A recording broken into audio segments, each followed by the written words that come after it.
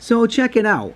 Here's another project I was working on. It's these two 135 and 136 Ives Passenger cars. I got them from an antique store over town, and they're a little rough, but I cleaned up the litho a little bit. I rubbed on some McGuire's wax, had to polish all the wheels and all the axles, had to repair the roller pickups too. I had to solder a new wire to them, and of course they're missing the light brackets. So I used some 19-volt warm white LEDs, which gives them the same glow that the original light bulb would have given them. And I rewired the observation car, has that rear light on it, and I rewired a wire to that as well. The observation car is sadly missing the roof. I'm hoping to find one sooner or later, but for now we'll run them as is. And I've got my Ives steeple cab. It's just neat to run these old pre-war. The only thing I kind of hesitate is because it's hard to get parts for them. But we'll take it for a spin. Here we go.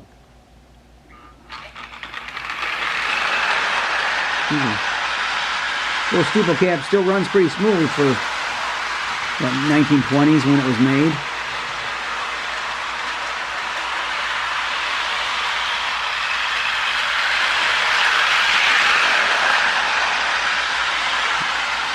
This way a little bit, get a better look at it. And we'll pick the camera up and kind of follow it here a little bit.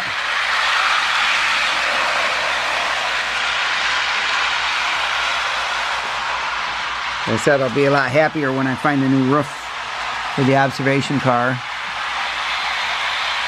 Hoping to find one on eBay, but they didn't have any there, so maybe a train show, or maybe somebody will dig through their spare parts. I know I hate giving up my spare parts, so I don't blame anybody for not. And we'll set the camera down.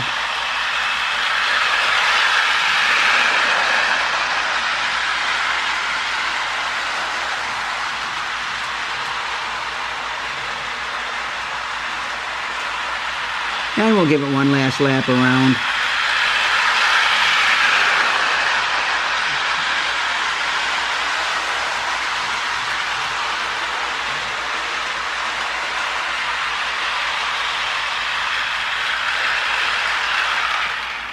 Alright, the little steeple cab still runs really good, and I wouldn't mind finding a few more of these cars.